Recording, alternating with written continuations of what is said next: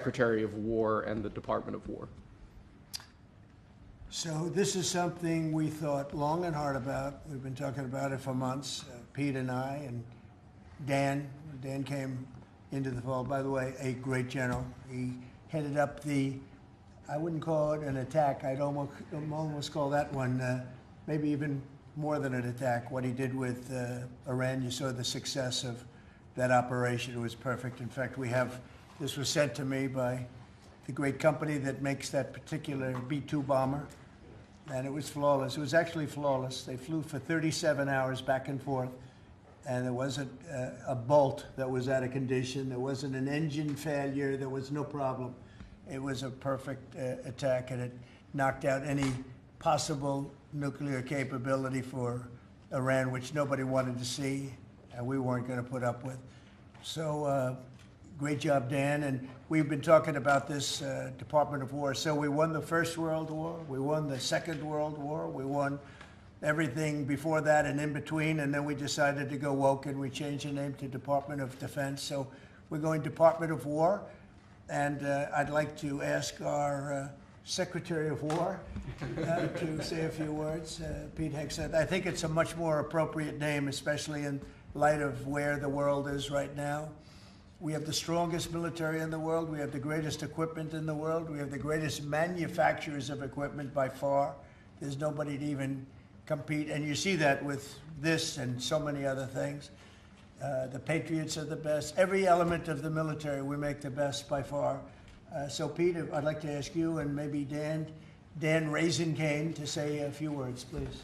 Mr. President, thank you. After winning a war for independence in 1789, George Washington established the War Department, and Henry Knox was his first Secretary of War. And this country won every major war after that, to include World War I and World War II. Total victory, Mr. President, as you said. Then 150 years after that, we changed the name after World War II from the Department of War to the Department of Defense in 1947. And as you pointed out, Mr. President, we haven't won a major war since, and that's not to disparage our warfighters, whether it's the Korean War, or the Vietnam War, or our generation of Iraq and Afghanistan. That's to recognize that this name change is not just about renaming, it's about restoring. Words matter. It's restoring, as you've guided us to, Mr. President, restoring the warrior ethos, restoring victory and clarity as an end state, restoring intentionality to the use of force. So at your direction, Mr. President, the War Department is going to fight decisively, not endless conflicts. It's going to fight to win, not to lose. We're going to go on offense, not just on defense. Maximum lethality, not tepid legality. Violent effect, not politically correct. We're going to raise up warriors, not just defenders. So this War Department, Mr. President, just like America, is back. Thank you for your leadership and your clarity. We're going to set the tone for this country. America first, peace through strength, brought to you by the War Department. We're back. All right, thank you very much. Very well stated, and really it has to do with winning. We should have won every war. We could have won every war, but we really chose to be very politically correct or wokey, and we just fight forever. And then we'd, win, lose. We wouldn't lose, really. We just fight to sort of tie. We never wanted to win. Wars that every one of them we would have won easily with just a couple of little changes or a couple of little edicts. I was told that ISIS would take 5 years to win.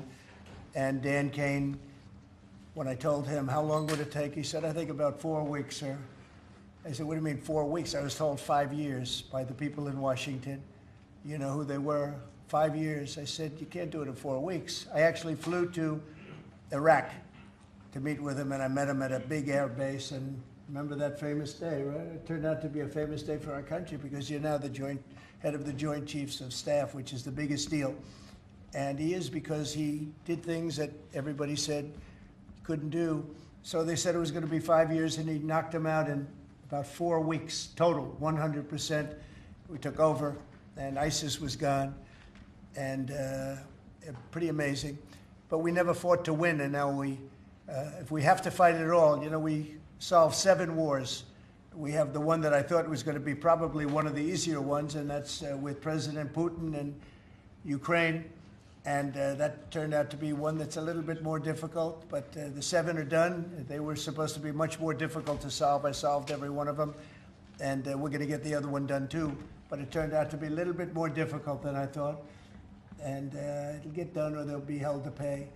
But because they're losing 6 to 7, it used to be 5. I used to tell you 5. Now it's almost 7. I guess 7,000 people last week. 7,813 people, young soldiers died. Russian and Ukrainian, not American soldiers.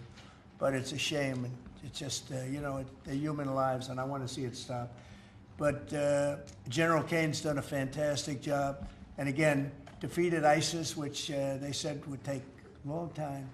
And it didn't take a long time at all, and did other things that people said really couldn't happen. We have the greatest equipment in the world. We have the greatest soldiers in the world. Dan, say a few words, please. Yes, sir. Thank you, Mr. President. It's a true honor for me today to represent the incredible men and women of America's joint force.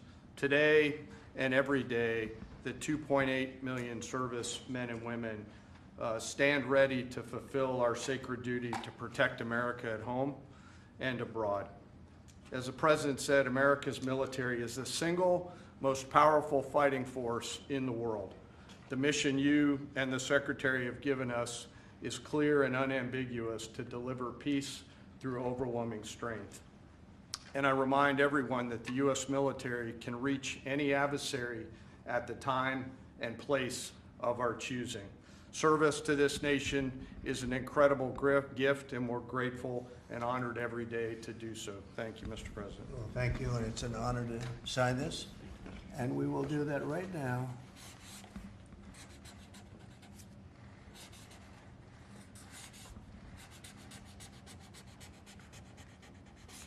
I think that's a big one, I'll be honest. I think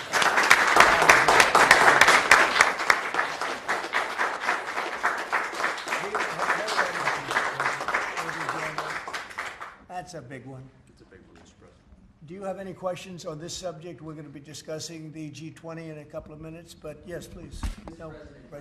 What gave you the idea for this rebrand? And a question for you, the newly minted Secretary of War. What message does this send to our enemies, to our allies, to the American people? And again, what gave you the idea for this rebrand at this moment in history, sir? I think it sends a message of victory. I think it sends really a message of strength. We're very strong. We're much stronger than anyone would really understand. And again, having the great equipment, we have just so much better. You look at all of the, just any of it, submarines as an example. We're 20 years ahead of anyone else. Nobody even compares. And I let a lot of this happen in my first term. We totally rebuilt our military. And then, of course, you had that catastrophe in Afghanistan where they gave up a lot of the equipment, but a relatively small amount, but a lot. There was a lot in Afghanistan. I think it was the most, General, I'd say it was the most embarrassing day in the history of our country, the way that happened, the way they went to the wrong airport. They should have gone to Bagram, not the local little airport with no security, with tight quarters, etc. You know what happened. I think it was the most embarrassing moment in the history of our country, frankly. That was under the Biden administration. That was terrible. And we were going to be leaving, but we were leaving with strength and dignity. We were going to keep Bagram because Bagram's 1 hour away from where China makes its nuclear weapons. We're going to have that all to ourselves, a big, beautiful place built many years ago for money that today would be the equivalent of, many, many billions of dollars. You couldn't build it. The longest runways, the most powerful runways in terms of load capacity. And we just walked away from it. So stupid. And they were fools. The people were fools. No, we have the strongest military, and I think that indicates we have the strongest military. And we had it, and we won World War I, we won World War II, we won everything before, and as I said, we won everything in between. And we were very strong, but we never fought to win. We just didn't fight to win.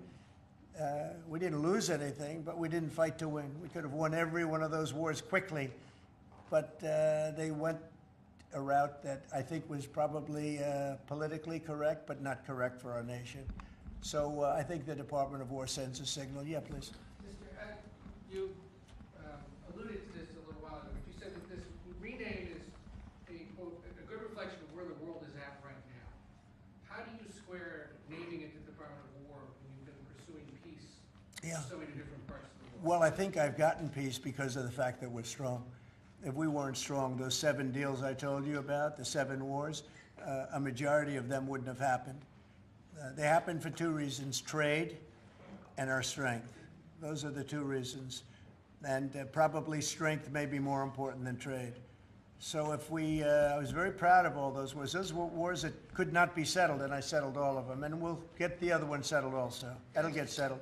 But without the strength, we wouldn't have settled any of them. Yeah, please. Mr. President, is it your expectation that Congress will codify this name change in the law? I don't know, but we're going to find out, but I'm not sure they have to. We're signing an executive order today, but we're going to find out. We're going to see. If they do, we're going with it, and we're going with it very strongly. There's a question as to whether or not they have to, but we'll put it before Congress. Do you know how much this rebrand will actually cost? And are there any concerns about, the Pentagon's mission of actually cutting back on spending? But not a lot. We know how to rebrand without having to go crazy. We don't have to recarve a mountain or anything. We're going to be doing it not in the most expensive. We're going to start changing the stationery as it comes due and lots of things like that. We're not going to be doing things like have been done in the past when they changed the name of forts that shouldn't have been changed. Those names of the forts should not have been changed, at least for the most part. And as you know, many of them have been changed back already. At the request of the communities, every one of those communities said, we want our name back, like Fort Bragg as an example. The people in that community wanted that name back. They refused to call it anything else but Fort Bragg. So we're not going to be spending very much money on that. Yes, Sir, please. when you spoke with the Europeans and Zelensky earlier this week, did you preview this for them, and did you say what security guarantees they might be involved in? This is nothing to do with anybody but the United States of America, the people of America. This is who I talked to about changing a name. This is a very important change because it's an attitude, and we know how to win. We've been winning, and we're going to win like you've never seen. Wait till these factories start to open up that are being built all over the country. You're going to see things happen in this country that nobody expects. We have over $17 trillion in investment coming into the country. We never did anything even remotely close to that. No other country has either, by the way. So you're going to see things that are pretty amazing. But it's really about winning. And what about the security guarantees aspect of that with Ukraine, sir?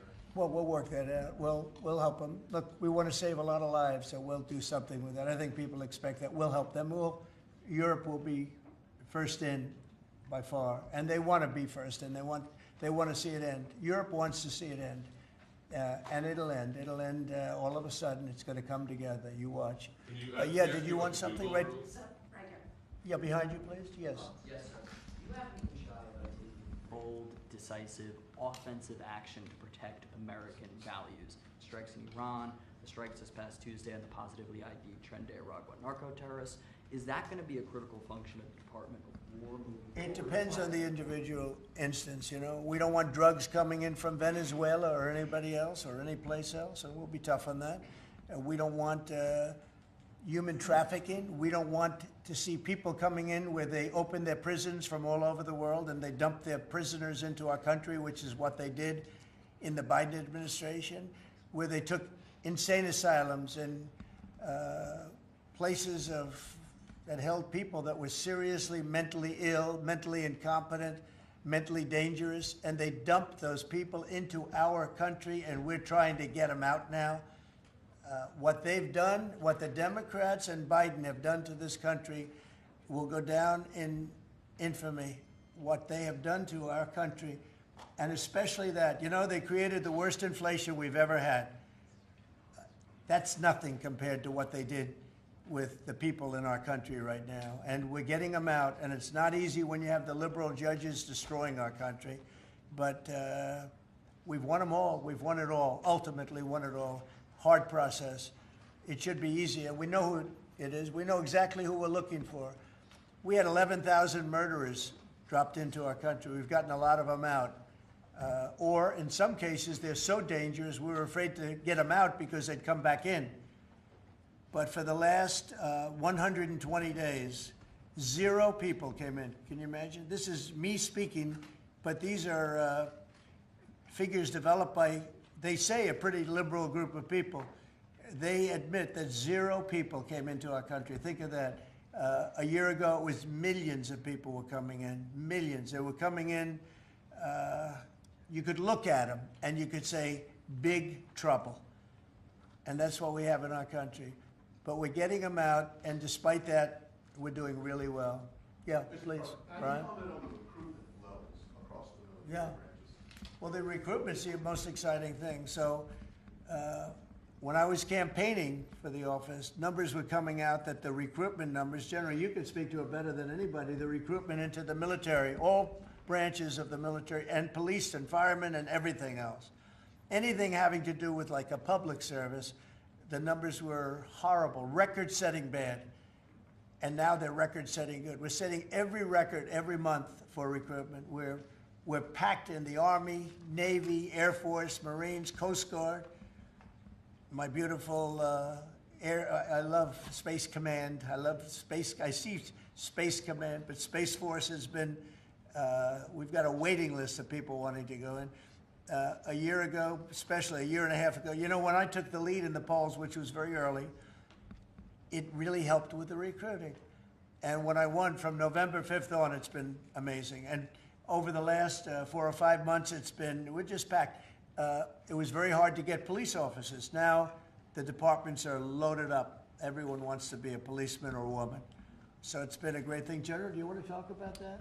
Sure, as you said, serving our nation is an incredible gift that we give, and the reward on that gift pays back exponentially year over year. And I think the young people of America are seeing the importance of service, and whether it's in any of our armed services or in local police, fire, or rescue, service is an important thing that I personally encourage, and I know everyone else in government service sees that same reward. And Pete, on recruitment, what do you think? I was down at Fort Benning, the newly properly renamed Fort Benning, yesterday, watching Army basic training, and they're so full they can't barely handle the throughput. It is truly historic across all the services, as you said. It's been a surge into I was going to say the Defense Department, but I will say the War Department, and that you might almost call it a vibe shift, an attitude shift, a feeling that the country is back, that service is back. And there were military families last year, Mr. President, that said, I don't know if I can recommend, I wrote a book on this, I don't know if I can recommend service to my son or daughter, given what's been done to our military. You heard it over and over and over again. And I hear from those same military families right now, sir, and they're saying, I recommend to my kids that they go into this department, this Pentagon, under this commander-in-chief, who they know you'll have their back, and they want to serve. So it is historic, and it's the biggest reflection of how motivated Americans are by your leadership, sir. You know, really, it's nothing more than spirit, love for the country. I guess the esprit de corps, as they say, you have more of that than we've had maybe ever, frankly. But to see a turn over a period of less than a year, I would say, but to see a turn, nobody wanted to go into the military. Now everybody wants to go into the military. Jennifer, you wanted? Yeah, there's some new reporting on North Korea and this Navy SEAL incident in 2019. Can you say if the administration has engaged with North Korea on that incident since it happened recently? Yeah. And then can you share some recollections? I don't know anything about it, no. I could look, but I know nothing about it. Can you confirm that it happened? I don't know anything about it. I'm hearing it now for the first time. Okay, great. And then on the Hyundai incident in Georgia with the arrest of some workers, construction workers at the plant, have you heard any feedback from Hyundai? I just heard about that a little while before the news conference, and I would say that they were illegal aliens, and ICE was just doing its job. But I know nothing about the instance. It happened a little while ago. Okay? There has been some pushback on that, though, from South Korea already, and of course, they pledged to invest $150 billion in the U.S., and they were just here, last week. Are you concerned Well, and at they all? have the right to sell cars and things in our country. It's Yeah. not like a one-sided deal. Are you concerned at all about, your immigration agenda potentially clashing with these economic goals? Well, we want to get along with other countries, and we want to have a great, stable workforce. And we had, as I understand it, a lot of illegal aliens, some not the best of people, but we had a lot of illegal aliens working there. So, you know, look, they're doing their job. That's what they have to do. These are people that came through with Biden. They came through illegally. They came into our country, so we have to do our job. Mr. President, the now Department of War has been involved in the crime cleanup in D.C. You've tasked Congress with proposing and passing a crime bill. What are some things that you would really like to see codified in that crime bill? Well, I think one of the things is the cashless bail. It's killing it. When that came out, originally when that came out the first time, that's when you saw the real big crime start to happen. Cashless bail, what a disaster that is. You murder somebody, you don't have to put up bail, and you go out in the street and you murder somebody else. That's what's happened. It happens so often, and that's one of the things. And other of the things you're reading about, you know, is this standard, but just a certain toughness.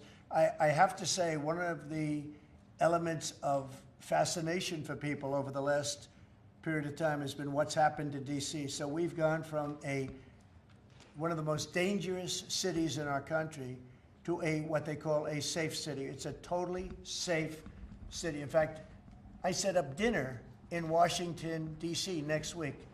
I wouldn't have done that, to be honest. I would have had an obligation not to do it before I came into office, or even at the very beginning when things were so corrupt and so dangerous out on the streets.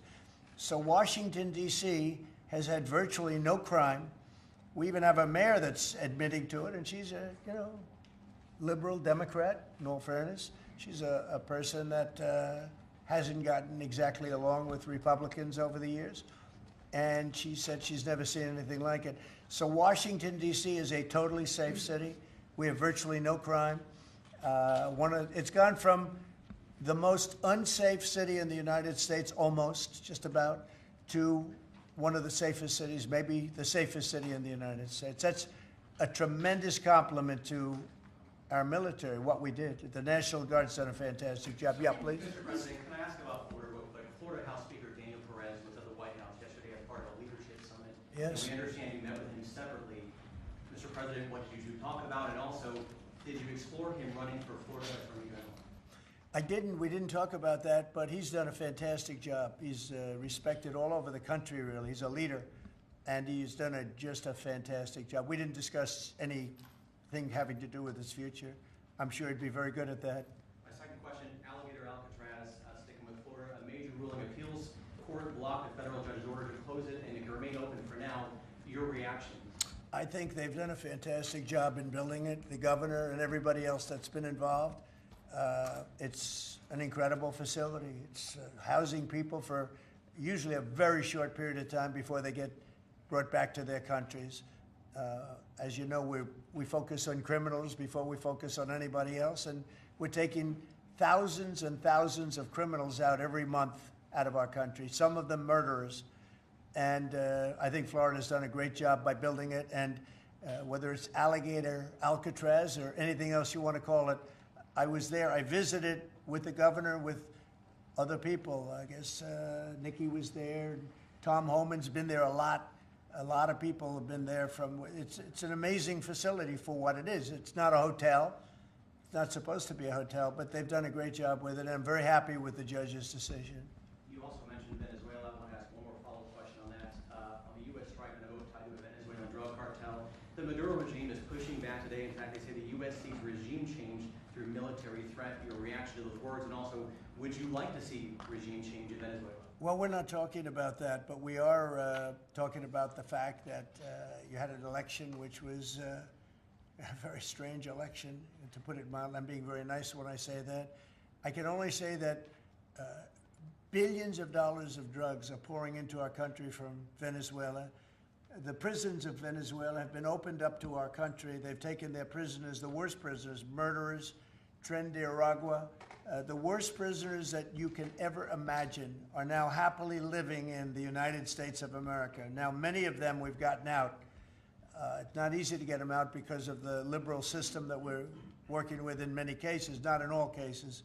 But millions and millions of dollars and billions of dollars of drugs are pouring out of Venezuela and other countries. Look, China, what they're doing with fentanyl is a terrible thing. It comes through Canada and it comes through Mexico, but a lot of it's coming through Venezuela. Venezuela has been a very bad actor, and we understand that. And when you look at that boat, you see the bags of whatever it is there. Those bags were, you know what those bags represent? Hundreds of thousands of dead people in the United States. That's what they represent. Yeah, please. Mr. President, your reaction to the jobs report this morning? Well, I'm going to talk about that in a minute. We have our great people here, so I'll talk that in a minute. Let's talk about this. We'll give a couple of because these two people want to get to work on the Department of War. So let's keep them first. Yeah? Mr. President, the DOJ is reportedly considering a ban on transgender people owning guns after the Minneapolis shooting. Do you think they should? Are we talking in the military? In general. Okay, I thought you were talking about in the military. I'll refer to that then differently. Because it's not a military question, I'll be able to pass on that very nicely unless you'd like to talk about it. No, Pete doesn't want any part of that question. Yes, please. Mr. President, who do you blame for losing India to China? In your post earlier today in the morning, you did put that out. I don't think we have. You know, I've been very disappointed that India would be buying so much oil, as you know, from Russia. And I let them know that. We put a very big tariff on India, 50% tariff, very high tariff. I get along very well with Modi, as you know. He's great. He was here a couple of months ago. In fact, we went to the Rose Garden and the grass was so soaking wet. It was such a terrible place to have a news conference. I said, well, let's use a beautiful white stone emblematic of the White House, okay? And it's been very well received. But we had a news conference on the grass. That was my last news conference I had on the grass because everybody sunk in. You probably sunk in. Every reporter out there, they ruined their shoes. We made that change. It's been a really well-received change. Yeah, please, go ahead. On Venezuela, you've sent F-35s down to Puerto Rico. You've sent naval vessels into the Caribbean. You're concerned about drugs being illegally sent into the Yeah. How do you describe this buildup, this situation? Well, I just think it's strong. We're strong on drugs. We don't want drugs killing our people. I believe we lost 300,000. You know, they always say 95, 100,000. I believe they've been saying that for 20 years. I believe we lost 300,000 people last year. I know families that lost their son. Those families will never be the same. I know a family lost a daughter, a beautiful daughter.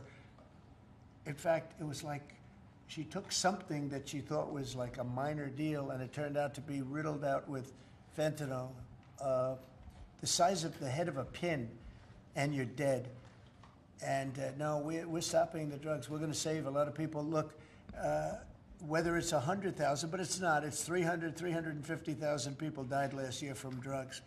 And we're not going to let that happen to this country. Think of that. Think if you're in a war and you lose 300,000. We'll lose 600,000 in the, pretty much between Gettysburg and all of that, the Civil War, we lost, 600,000. So we're losing half of that every year to drugs. We're not going to do it. We're not going to allow it to happen. You think of the wars. If we lost 600,000 people in a war, but we lose that every 2 years, more than that. So it's 300 to 350,000 people. And when I see boats coming in, like loaded up the other day with all sorts of drugs, probably fentanyl mostly, but all sorts of drugs, and we're going to take them out. And if people want to have fun going on the high seas or the low seas, they're going to be in trouble. I will tell you, boat traffic is substantially down in the area that happened. And they called it the runway. It's a runway to the United States. And boat traffic is very substantially down on the runway. You can imagine why. I think anybody that saw that is going to say, I'll take a pass. I don't even know about fishermen. They may say, I'm not getting on the boat. I'm not going to take a chance. What happens if Venezuela flies jets over U.S. naval vessels again? Well, I would say they're going to be in trouble. We'll let them know about that. We heard that happen, but it wasn't really over, not like they described. But I would say, General, if they do that, you have a choice of doing anything you want, okay? If they fly in a dangerous position, I would say that you can, you or your captains can make the decision as to what they want to do, all right? Sure. Sir, How close we did have, they get, we have Mr. one more. President? You said they didn't go over. Say it? How close did they get? You said the planes did not Well, go I don't want over. to talk about that, but if they do put us in a dangerous position, they'll be shut down. Thank you very much, everybody. So we're going to now cover the G20, and I'm going to let these people go back to the Department of War and figure out how to maintain peace. Okay? Thank you very much. Thank you very much. Congratulations, General. Thank you very much. Appreciate it. Great job. Sir, just before G20, we do have one more EO Okay. for you today. And I should also say that the Department of War EO that you signed was actually your 200th EO since you Wow. came back into office on January 20th. That's more than Joe Biden did in his entire term in office, more than Obama did in either of his 2 terms in office. So it's a momentous accomplishment, and congratulations. That's sir. good, but Biden never signed one. No, yeah, They you've were done signed every by one the- up in here. They've been signed by the Autopan, right, didn't he? So we really beat him by much more than you think. The 201st executive order, sir, this relates to hostages and wrongfully detained Americans. This provides a new legal mechanism to declare foreign countries to be countries that engage in those sorts of practices and gives your administration powerful tools to get American hostages out.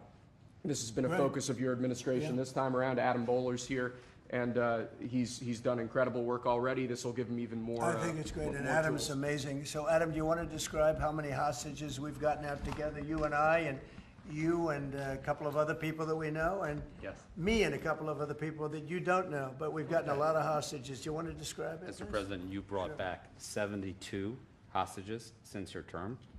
If we compare that to President Biden, he has gotten 20 taken. So he is negative 20 taken. 20 taken. They don't take our people so yeah. often. So, Mr. President, That's great. when we spoke, you said that that was a primary focus, and I'll tell you the job is easy because of you.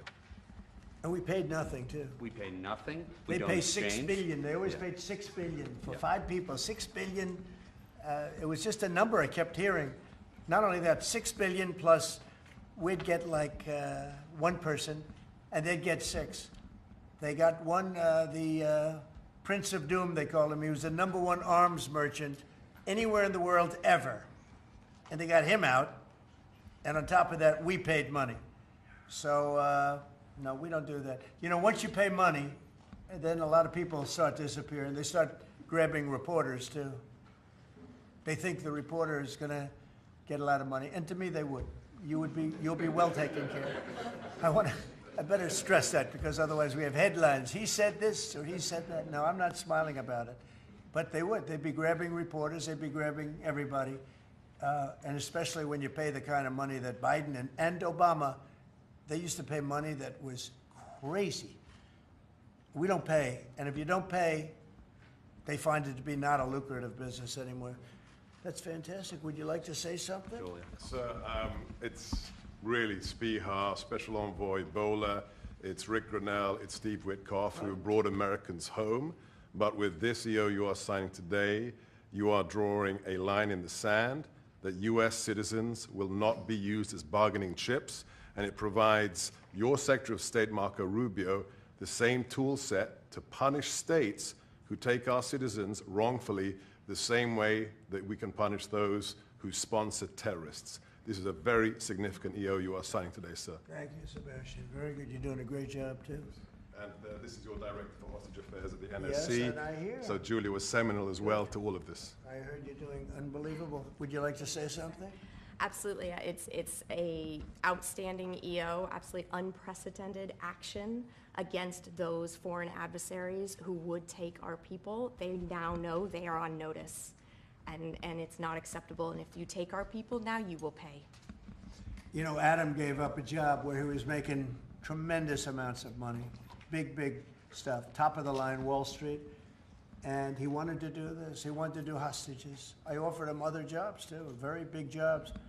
He said, I was shocked actually, he didn't want them. He wanted to do hostage negotiation, and pretty amazing. Thank you very much. Appreciate it. Appreciate it. Thank you all. Do you have any questions for them on this very important subject? I think it shows a lot of your leadership as far as fighting for Americans and fighting for humans, and to think that, Joe Biden went in negative territory. Oh, he went way negative. Way negative, and you're actually making progress on this. I think this does send a message to the world that you don't negotiate, we're going to stay strong in that type of what they call business. Well, One little anecdote that may be of interest. We were told by numerous families who had missing loved ones during the Biden administration, that this building, Biden's National Security Council, told those families not to talk about their missing loved ones, to be quiet, not to create any pressure on Biden and on Jake Sullivan, the key propagator of the Russia hoax. This administration has met with those families on a weekly basis. Right. People like Adam, yourself, sir, your envoys are doing everything to get every single American home. Not to tell them not to talk about their loved ones, but bring them home. Well, you know, I can tell you one story that was amazing. A few weeks ago, very little written about it, but there should have been. But it was a very nice gesture. The head of Belarus, who's a very respected man, strong person, strong leader, he released 16 hostages. And John Cole, a lawyer who works for me, great lawyer actually, one of the greatest lawyers. But John Cole was over there, and he heard that they had hostages. And you know about this. 16 people he released. And I just want to thank the head of Belarus. But while John was over there, they had, I believe, another 1,400 hostages. Now, not from us, from places all over the world. And just pretty tough place, in all fairness. But they had 1,400. And I believe they're going to be releasing a lot of those 1,400. They're not... I think very few, if any. We got pretty much ours back, and we didn't pay anything. But I very much gave my respects to the leader of the country.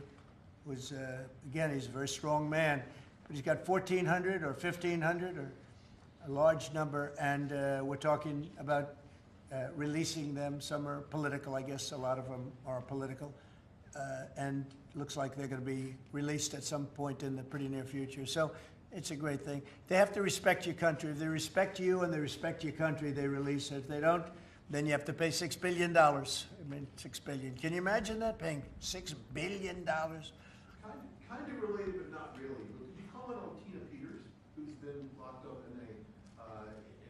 behind bars from Colorado within the election? I think you put out a truth a couple days ago about it. We have a wonderful woman who was an election official, and she saw cheating in Colorado, and she viewed it as horrible, and she said, "What's going on here?" And she went to the machine, and she tried to open to find out whether or not it was cheating, and they went to her, and they said, "Did you touch this machine?" "Yes." And they arrested her. They arrested her instead of the people that did the cheating. It's a state charge, so it's hard to do anything with, but we're gonna do something. What they did in Colorado. Look, Colorado just went to all mail-in voting. That means they cheat. That's why they lost. That's one of the reasons, but that's a big reason why they just lost the whole Space Command situation that is going to Alabama. But when you have mail-in voting, you have nothing but cheating. But this woman is a real patriot, and they put her in jail for a long time. She's 72 years old, 73 years old, and she wanted to find out. She didn't do anything. She touched the machine. She looked at the machine. She's trying to find out what was going on. And they went and arrested her for doing that. And it was supposed to be the other way around. I'm glad you brought that up. They should let her go. Let her out. Thank you. Yeah, please. This isn't really a subject that gets talked a lot about, Mr. President, but what about your team's strategy has made them so effective at getting a record amount of these hostages? Many of them have been forgotten about home. I think they respect us. I think they respect us. They know we're not going to pay.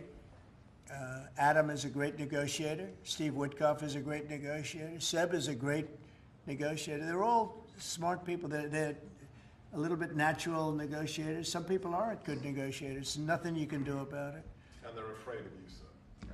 Yeah, well, maybe. I don't know. I hope so, or whatever. We have the best. I'd like to say respect, but whatever it takes. Yeah. I actually say whatever it takes. But we've gotten a lot of people out, and we'll continue. We don't have too many in. How many are you working on right now? There's not a lot left. A handful. Yeah, we got most of our people out. We got them mostly back. Mr. President, do you have an update on the negotiations to release the rest of the hostages in Gaza? We're in very deep negotiation with Hamas. We said, let them all out right now, let them all out. and much better things will happen for them. But if you don't let them all out, it's going to be a tough situation. It's going to be nasty. That's my opinion.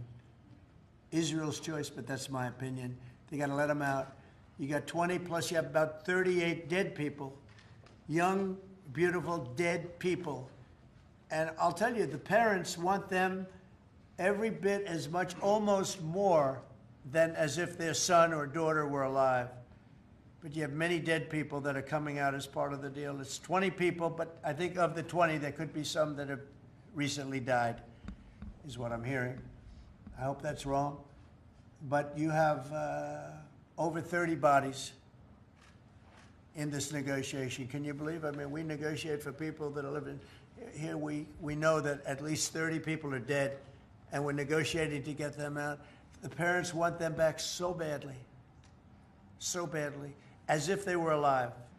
Every bit as much. It's really pretty amazing. It's very sad. I'm in the middle of it. And I put out the other day, I said, we want all 20. We don't want two. You know, I was the one with myself and my people, Steve Witkoff, and Jared Kushner was great on this. But they got a lot of people out. We got almost all of them out. They're down to 20. But Adam, we got like a tremendous number out. But I always said, when you get down to the final 10 or 20, you're not going to get them out unless you're going to do a lot. And doing a lot means capitulation. That's no good either. It's a very tough situation. But I put out the other day, let them all out. Every single one. No more twos and ones. We'll give you one this week, and in 2 months we'll give you two more. And there's negotiation going on right now. Okay. And real quick, what is the biggest challenge negotiating with Hamas right now? 10 to 20, what do they want to let them free? Well, they're asking for some things that are fine. Look, you have to understand, you have to remember October 7th. You know, people forget October 7th. It's not an easy thing to forget, right? But people forget, or they maybe purposely forget October 7th. So, you know, you have to put that into the equation very strongly. It's amazing. Some people even deny it. They deny it. They're crazy. But I've seen tape that's as violent as anything that you can imagine. Many of you have seen those same tapes. So you have to put that into the equation too. So it's not an easy situation. It's a tough one. But there are 20 people, maybe a little less, but there are 20 people that we want out. We want the bodies of these parents. They are, I've never seen anything like it. The level of love that they have, they want their children back. And, you know, I see demonstrations, big demonstrations in Israel about the hostages, not about the war, about the hostages, which puts Israel in a tough position because, you know, it's tough to prosecute a war when you have people they want the 20 people back. They just want them back very badly and everything that goes with it. So it's very sad. Thank you very much. We're going to talk now about the G20. I figured we could wrap 2 or 3 up. The last time I took a day off, everybody said bad things happened to me. You know that, Seb? I took 1 day off. I didn't take it off. I was working. In fact, I was here. But I didn't do a news conference, and they said bad things happened to the president. That's why they're fake news, Mr. President. It's fake news. You know, if you look, Biden, he had a press conference. He missed it for about a year, right? About a year. And I never saw any stories like that about him. He didn't have, and when he had one, they'd ask him, what flavor ice cream do you like? He'd say vanilla. How many times have they asked him that question? What's your favorite ice cream, sir? Vanilla. Okay, that's enough. Thank you, ladies and gentlemen. They don't have to go through this, but we all have a good time. I only do it for one reason. I think it's good for the country. And we are very transparent. There's never been transparency like we have. There's nothing to hide. So thank you very much on this, Will. Great job. Appreciate it. So we're going to talk about Florida, the great state of Florida now, because it's going to be a very exciting thing to host the G20. And as we celebrate our nation's 250th anniversary next year, the United States will have the honor of hosting exactly that, the G20 summit right here in America for the first time in nearly 20 years. This afternoon, I'm thrilled to announce that the 2026 G20 conference, which will be, I could read off the countries that we're talking about, but you know who they are, I think. Does anybody want me to list them specifically? Jennifer, you're okay? Okay, but will be held in one of our country's greatest cities, beautiful Miami, Florida, where we have the mayor with us, Mayor Suarez. And I want to thank Francis for being here. I thought he might be in this office. You know, he almost got there. There's a couple of votes. Right? A couple of votes. It's not as easy as they think, right? It's not that easy. But he's an amazing guy, very popular in Florida. The agenda for next year's summit is being organized by Treasury Secretary Scott Bessent, who is right here. Hi, Scott. I saw him standing over there, nice, tall, good-looking guy, but he moved very quickly. Carolyn, you did a good job. Does Caroline do a good job, would you say? Huh? Is she a star? How do you compare her with the last administration's person? No? You don't want to get into that. Yeah, I think we're very happy with Caroline. But Scott Bessent is talking about a good job. He's done a fantastic job, and we're very proud of him. He's very much involved with the G20. And the NEC director, Kevin Hassett, who's truly a talented guy. And he's certainly being thought of to go to a different position, and we'll find out about that pretty soon. I don't know, would you like to be there? I won't ask you that. I think, who wouldn't want it? I think it's the greatest position in the world. You know, you come out, you make a speech, and then you go away for 30 days or 40 days, and you come out, make another speech, the market goes up or down depending on what you want to say. I've never seen an easier position than that. Unfortunately, you need good instincts, so we have somebody in there now that doesn't have them. We call them too late. But it will focus on unleashing economic prosperity by eliminating the burdensome regulations, unlocking affordable energy, and pioneering new technologies. And it's going to be very important. The United States is already leading by example, and America is the hottest country anywhere on earth. We have more being built under construction now than they think anybody that they've ever seen. I mean, literally, some of these places are just really unbelievable what they're building, the size. You know, if you spend $50 million on a shopping center someplace, that's a big building, pretty big building.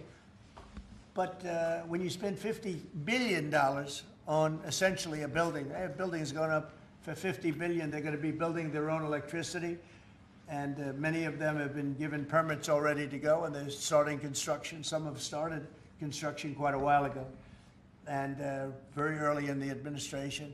We let them do that. You know, we have a grid that's obviously an old grid. It's been around for a long time. We could never handle the kind of numbers that you're talking about in terms of electricity, and we're letting them build their own plants. They build their own plants with their structures. So they build their structure, they build their buildings, and they build an electric producing plant with it, like Con Edison in New York that I grew up with, and like others that make electricity. They make it for New York. These plants will make it for their building, for AI. Then you have a lot of the car plants going up. Most of them won't need that kind of electricity, but they have the right to do that also. So we're allowing companies to build electric plants. They become, essentially, Scott, I guess they become utilities, right? If you think about it. And it's very exciting. We're going to end up with more electricity than China, and it's going to be built at no cost to us. And I'm telling them, build more than you need, and you'll sell it back into the grid. So they'll be able to sell it back into the grid on top of everything else at no cost to the American taxpayer. It's very exciting. And frankly, if we didn't do that, we wouldn't be leading with AI. We wouldn't be probably even doing any AI. It would be 20 years to get an approval.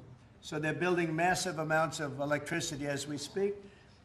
We've eliminated $5 trillion worth of federal regulations, another big thing since I took office.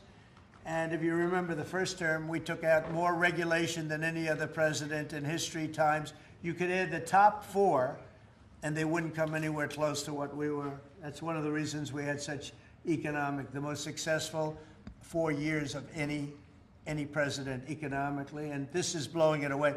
I think this will blow it away. When these plants start to even getting close to opening, I think you're going to see numbers that we've not seen before. And we've increased oil production by more than 300 barrels a day. That's a lot.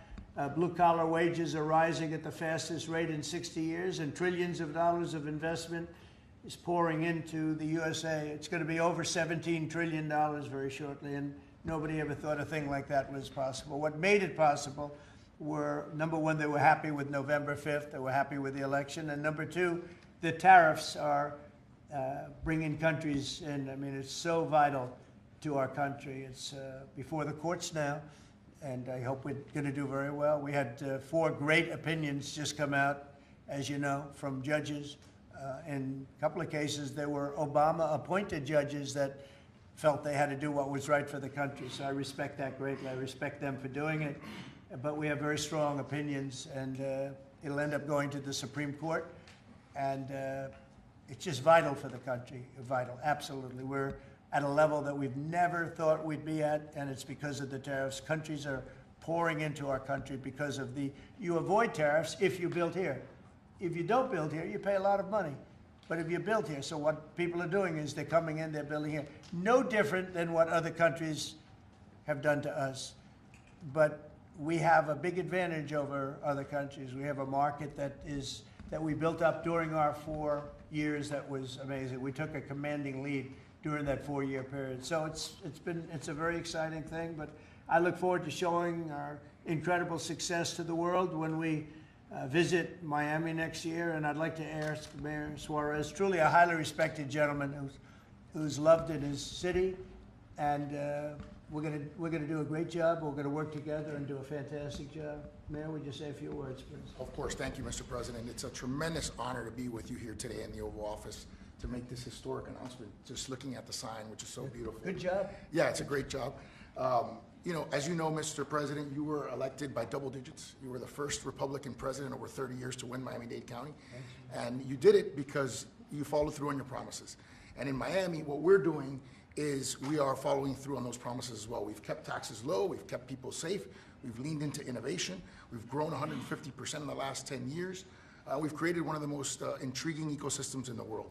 And this decision is not only generationally important for the city, but it puts the city on the map as one of the truly great global cities. So on behalf of all of the workers of Miami, those that work in the hospitality industry, I know you own many hospitality assets and properties, all of the small business owners who are going to benefit economically from having the G20 in Miami. Tremendous benefit. It's going to bring in millions and millions of dollars. We just say thank you. We thank you for believing in us. We thank you for highlighting our city in a time when we have the lowest homeless rate in 11 years. We're on the precipice of having the lowest homicide rate in history, and with the lowest taxes. So we're following your America First agenda, and we're creating success in, Miami's the greatest city in the world, we believe. Thank you, Mayor. We'll see you down there before then, but we'll see you down there. Scott, would you like to say a few words? Yes, sir. So we're excited to have the G20, and what's important about the G20, President Trump's America First initiative does not mean America alone. It means America leads. So we will be holding the G20 in the capital of the world, Miami, next year, to showcase the beginning of President Trump's second term. Will be a year and a half into it. We will have done peace deals, tax deals, trade deals. We've made the U.S. the best place to come, start a business, have tax certainty, energy certainty, and regulatory certainty. And it's going to be an exciting event. And the U.S., just as the President was saying earlier about the Defense Department of War, the U.S. is back on the international stage as a leader. We have whittled down the G20 back to basics. We are making it work for the American people better than ever. We have the G20 had become basically the G100 this past year. So it will be a concentrated group in Miami, seeing the best America has to offer with American leadership, thanks to President Trump. Thank you very much. Great job, and a great job you're doing. Kevin, would you like to say a few words? Mr. President, I think this G20 meeting, where the world leaders will come to the great city of Miami, is going to be viewed as one of the most important meetings in global history, because what's going to happen is the golden age is going to be documented so well in the data by next summer that you're going to have one of the best speeches written for you that you've ever seen, because we're just going to be talking about the accomplishments of the next year. I think so. A lot of these plants are going to be open by then. Yeah, exactly. And a lot of jobs are coming in, like I think we've never seen before. It's going to be great. Monica, would you like to say something? Thank you, Mr. President. We're so looking forward to having the United States of America host the G20 in Miami in December of next year. And we're also looking forward to having this as a showcase of American strength, vision, innovation, and power under your bold leadership, Mr. President. It is going to be the G20 in the Trumpian golden age. Okay, thank you very much. Any questions on the G20? Could I just? G20. You just said a moment ago that you were very complimentary of Kevin's work, and I was just wondering if he's your man for the Fed. Of Kevin? Yes. Yeah, I am very complimentary. I think he's fantastic. And for the Fed, he's your man. I didn't say that. I said he's fantastic, but no. I sort of know who I'm going to pick, but no, I didn't say anybody in particular. But Kevin is certainly one of the three. They say four, but probably three. That he's a highly respected person. He's great. He's great. He believes in low interest rates, and we all do. But sometimes you have to raise them to stop inflation. We had the worst inflation, I guess, essentially that we've ever had in the Biden administration, and it really hurt people. You know, costs are way down. Our energy costs are way down. And, you know, when energy comes down, everything comes down. And we brought down the price of groceries and specifically the price of eggs. You remember that first week when you were screaming about eggs? I said, I know nothing about them. I just got here. That's Biden's problem. But we got the cost of eggs down to really low numbers. So we brought costs down for people. And, you know, it's something I said. And the Democrats have this false narrative. They say, oh, costs went up. They just say things that it's just like incredible. If you look at energy, I think you're going to be at $2 a gallon with cars very shortly. $2. It was $4, $5 under the Democrats. That's a huge, it's like a massive tax cut. And speaking of tax cuts, we gave you the largest tax cut in history in the bill that we just approved. The largest tax cut in history. And there'll be no tax on tips, no tax on Social Security, no tax on overtime. One of the big things you get is you buy a car and you borrow money to buy the car, you're allowed to deduct your interest, which, Scott, has never happened before.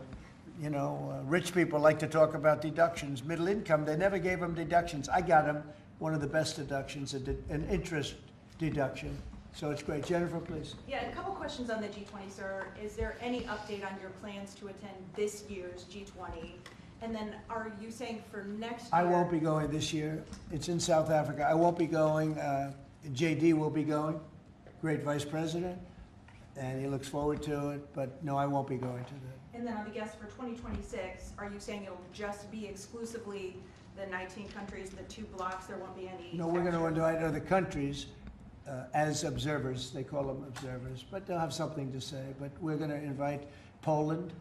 Already, I've issued them an invitation. They're great. They were just here, as you know. Great leader, great new leader. One of the big surprises, I was so happy. I endorsed him, actually, and he won.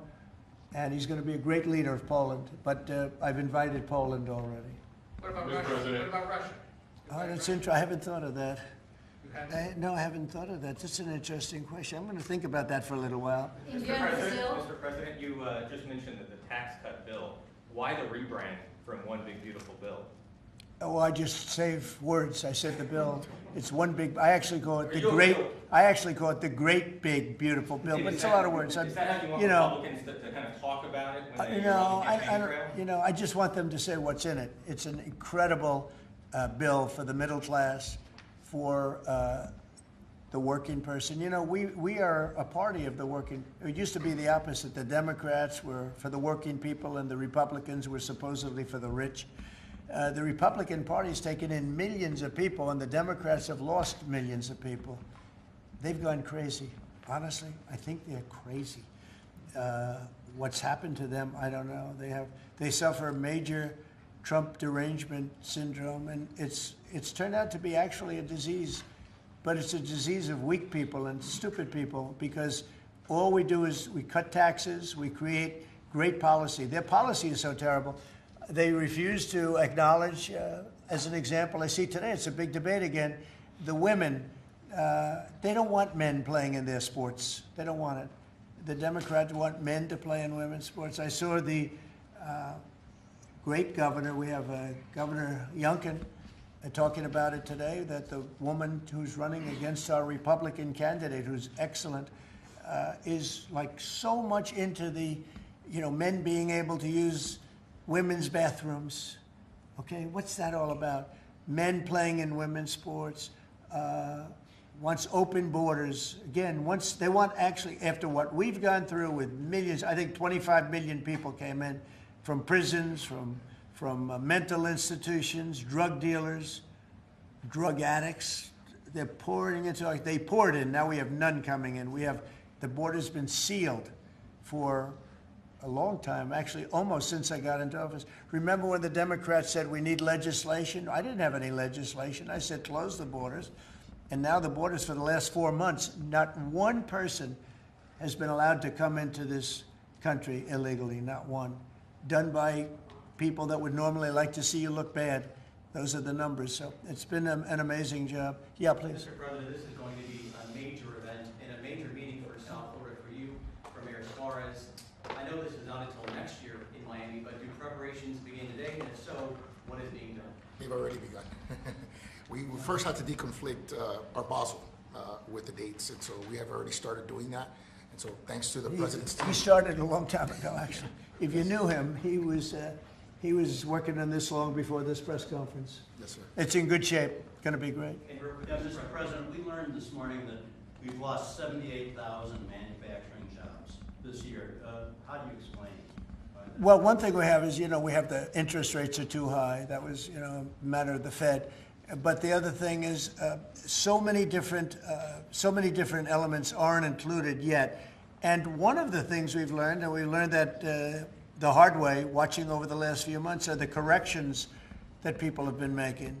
They'll say you're losing jobs, and then they say, by the way, we have a correction a month later of 100,000 jobs are missing. They actually had a correction once of 850,000 jobs. But I'll let Kevin just speak about that a little bit, because I heard him speaking about it this morning. I thought he did very well. Please. Thank you very much, sir. Well, I think that if you look at the indicators, there's capital spending boom, industrial production at an all-time high. The Atlanta Fed says GDP now is north of 3%. And so all the indicators are saying that things are really strong. And what we've also seen is that Goldman Sachs put out a study yesterday that said that the August number tends to be really messed up because of seasonal adjustment things, and they tend to be revised way up. And so I think if they were revised up, which has happened on average over the last 15 years by about 60,000, then everything else would make sense. But right now we're puzzled about the BLS numbers and looking forward for new leadership there to make it so that the numbers are more reliable. And again, we're building, they've started building all of these factories and plants, including car factories. Car factories are coming back. We lost more than 50% of our car production over the years. And I think we're going to get all of it back. It's coming back in really rapidly. Really, we're building a lot of car plants. Indiana, places that you don't think of it so much are taken, but also Detroit, lots of places it's coming in where I think we're going to get everything. We've lost it over a period of 40 years, and I think we're going to get it all back in a very short period of time. And big ones, big plants, incredible plants that were never going to come back. Without the tariffs, they wouldn't have come back. And I think without the election on November 5th, they wouldn't come back either. The election was very important also. Yeah, please. As we've been here, Mayor Adams of New York has announced that he's staying in the mayoral race there. Can you react to that, but also tell us? No, I mean, he has to do what he wants. No, I mean, he's free to do what he wants. It would seem to me, and everybody in this room, including you, that the only way you're going to beat the communists, because you have a communist running, which is fine. I'll have to deal with a communist in New York City. I never thought that was going to happen. This is something I didn't think was going to happen, Scott. You're going to have to explain this one, because we're going to have a communist mayor. It would seem to me that if he stays in, if you have more than one candidate running against him, it can't be one. If you have one candidate, if he's the right candidate, I would say that Cuomo might have a chance of winning if it was a one-on-one. If it's not one-on-one, it's going to be a hard race. And we'll get used to a communist, and he's going to have to go through the White House and get approvals for everything. And we're going to make sure that New York is not hurt. We want to make sure that New York is cherished and taken care of. And so I didn't know he was running or not running. But you didn't offer him an ambassador? No, I didn't do that. No, I wouldn't do that. It's nothing wrong with doing it, but I didn't do that. We understand that it'll be held at Doral. Yes, it's going to be a Doral, yeah. You considered that with the G7 last time, you decided against it. Why go forward with it now? Well, I think that everybody wants it there because it's right next to the airport. It's the best location. It's beautiful, beautiful everything. They actually requested that it be there because location is the best. And we will not make any money on it. You know, we're doing a deal where it's not going to be money. There's no money in it. I just want it to go well. And it's going to be each country will have its own building. It'll be, I think it'll be really a beautiful thing. And Doral's been very, very successful. One of the most successful properties in the country. And, you know, frankly, it's the problem is in December, that's the biggest month in Florida. So, you know, using it for, you can't get a room in Florida in December, January, et cetera, that area. And that's the time we're talking about. So from that standpoint, it's not good, but we want to make sure it's good. I think Doral would be the best location. And again, they'll have their own buildings. It'll be incredible for them. And being like 10 minutes, less than 10 minutes from the airport, and it's a big airport, international, all of the planes will be able to land, go right into their quarters. So I think it'll work out very well. Earlier on your Fed answer, sir, you said that you're looking at maybe 3 candidates or 4. 3 candidates. Should we interpret that you like Secretary Bessent in his current role? Well, I like him too, but I had him as a 4th. No, I had 4. You know, you were talking about 4. Now I'm talking about 3. He told me I'm not leaving.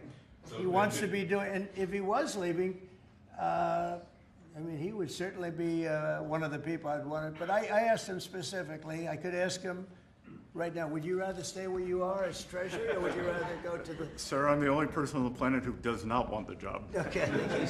He really told me, he said, I love what I'm doing. But we assume I wouldn't want to really take him because he is doing a great job. Are the top 3 still then Mr. Warsh and Mr. Waller? I am looking at Kevin also, and I'm looking at, yeah, I would say you could say those are the top 3. Good job. That's very good.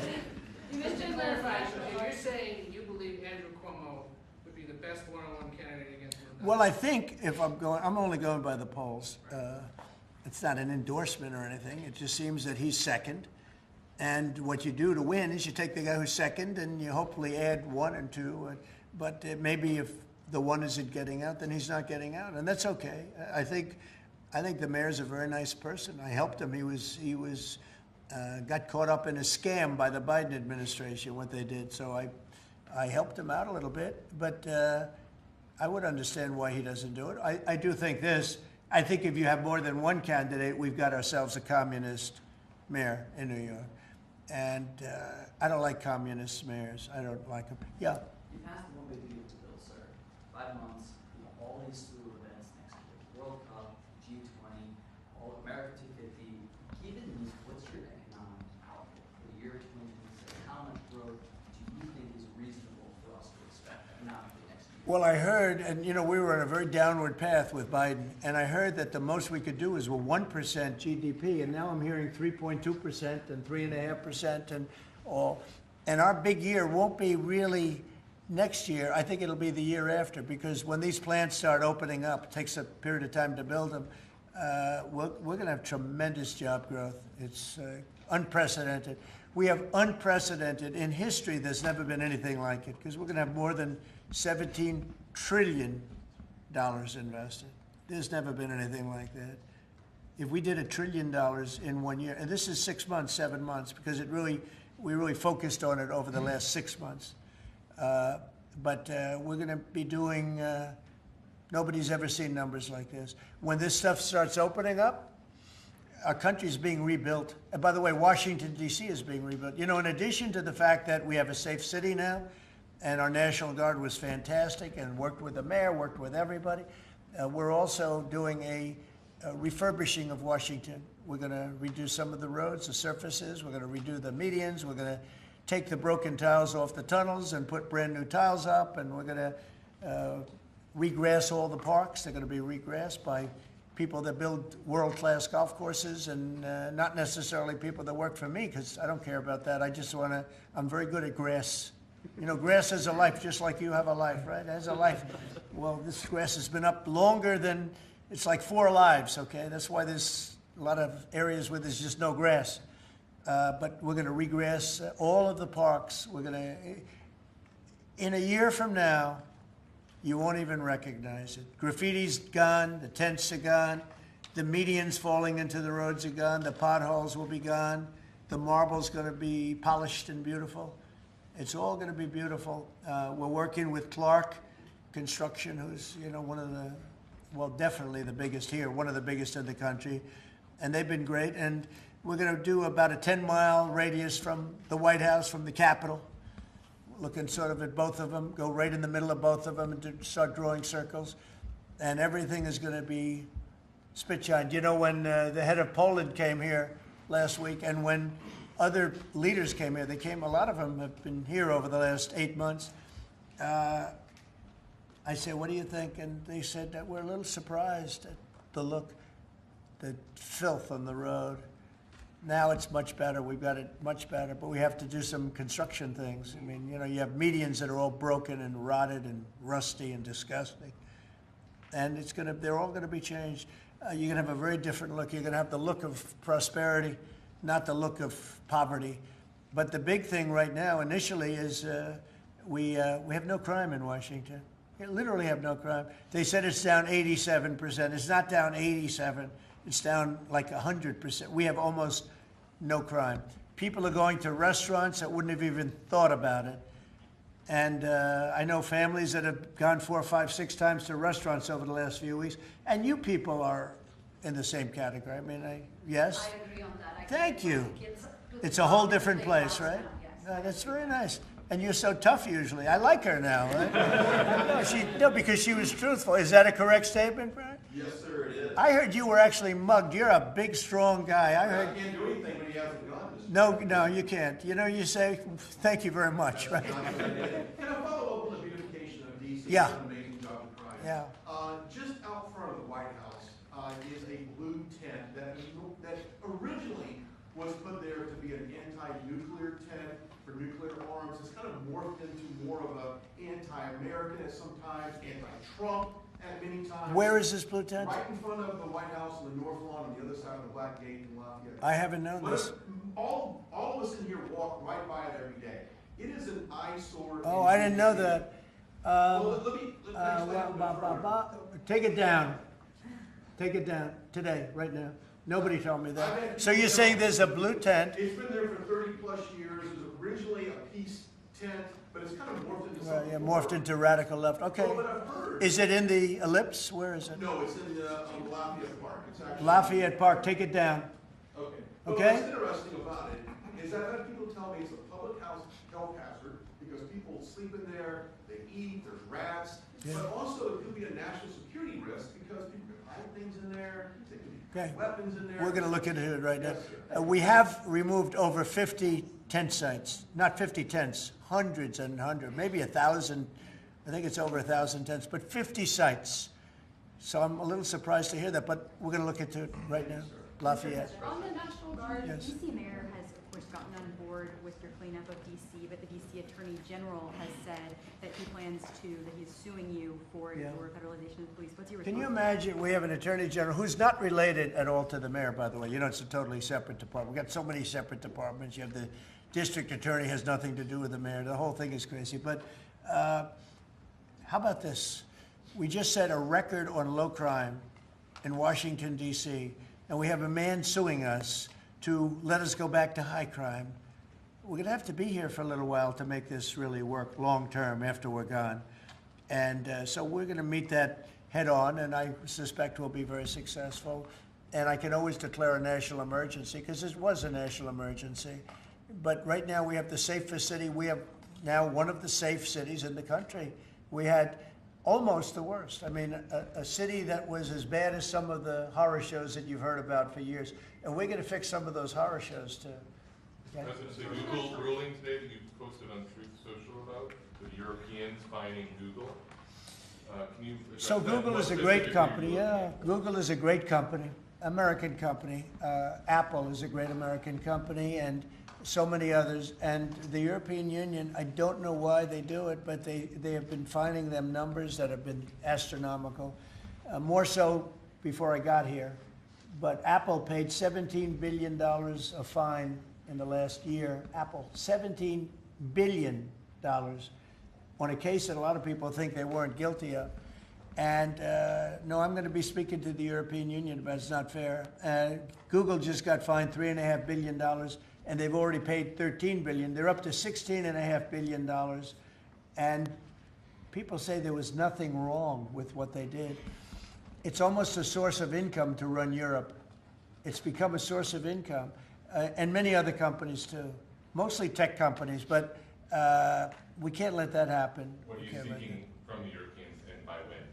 No, I can just say you can't do that. I mean, you know, they respect us now. They didn't respect us a year ago. European Union respects us. Look, they're paying us $950 billion, right? You got to respect us. They were very disrespectful of our country. I have great respect for Ursula. I've gotten to know her very well. And I just don't think it's fair that they're taxing, and really it's almost become like a tax. It's become so regular. And I've gone to lawyers and I've asked them, what do you think? They said, they didn't do anything wrong. We can't do that. It's not fair. And it's interesting. I don't hear that about China, and I don't hear that about other places. I hear it about the European Union. We were talking about it last night. I think we had a gathering. That was the highest IQ group of people I think any room has ever had last night, you know? It was about as high as you can have. All the tech geniuses were there. They love their computers. They would tell me more about chips that I want to know. Did this come up last night? Yeah, it did. It did come up. A couple of companies said that they were taxed by the European Union. It's interesting. They weren't complaining about, in that regard, China. They weren't complaining about other places. It's the European Union, and they have. Apple was again forced to pay $17 billion last year. So I think we're going to change that around. It's just not fair. We don't want that to happen to our companies. And you know, if somebody does that, we should be doing it to them. They've got to pay, let them pay us. But you just can't do that to our companies. Yes. Was Elon Musk invited to the dinner last night? I wanted to go back to the G20 real quick in Miami. You know South Florida very well. Many cities were being considered for the G20. Was this a hard decision, or did Miami just stand out to you? It wasn't a hard, really. I mean, look, it's got the weather. We're in December, so it's, you know, cold in some places, and that's beautiful too. Cold weather's nice. It's all nice, you know, depending on the city. But no, Miami really wanted it. The mayor really wanted it.